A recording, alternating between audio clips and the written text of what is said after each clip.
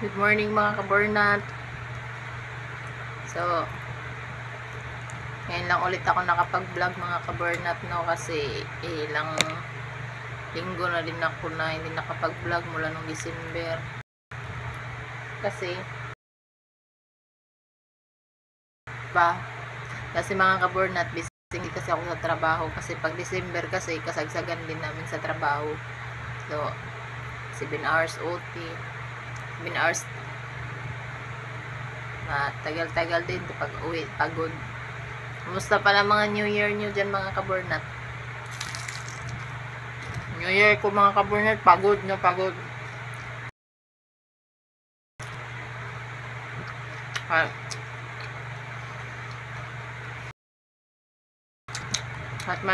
Kahit Pasko may duty.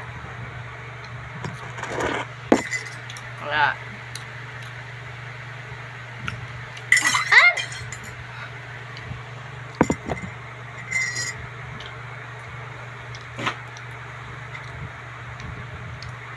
Sabihan tuloy ako na.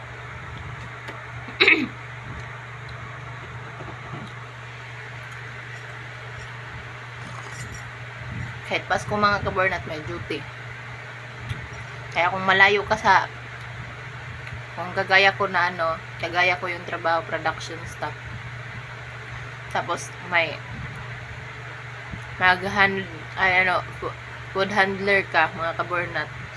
Kapag may okasyon, di ka talaga pwede makauwi. Pag malayo ka sa pamilya, magpasko kang mag-isa. Buti na lang yung pamilya ko andito. Kaya mga at tatay ko malayo. Ang kapatid ko kaya di ko nakama. Kapit tayo.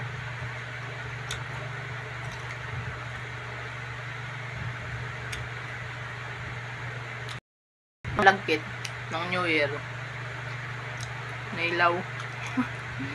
Yung ginawa ko, turon. Nilagyan ko ng cheese sa gitna. As binalot sa lumpia wrapper. Pinirito. Ayan, sarap.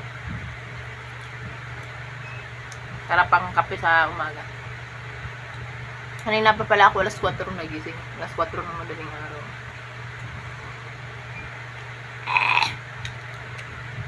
Nakadalawa na ako guys. Mukan nyo to. Sarap. Lalo na daw yung ube. Hindi ko pa na-try yung ube.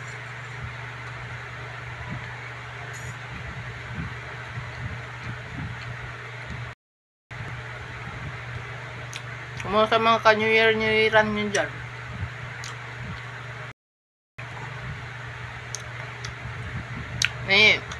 Pagod. Ang tulog. Pag-uwi ka ng trabaho.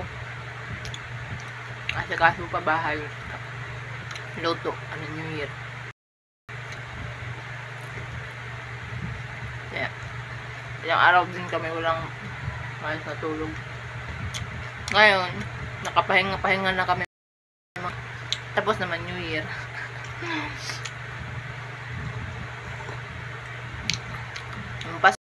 New Year, panay uti. Ngayon, paglipas ng New Year, panay under time. Binabawit lang din yung uti, guys.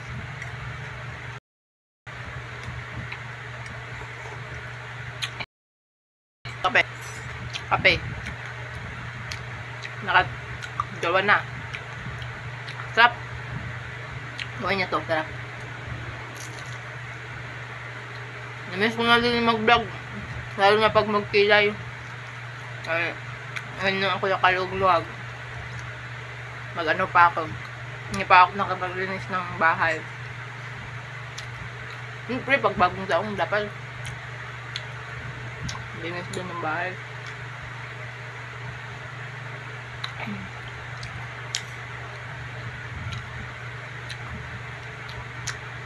Sarap guys. Bukan nyo. Sayin kayo ng malagkit. Kahit yung condense na ilagay nyo yung ube, sarap yun. Crunchy, malutong. Sarap.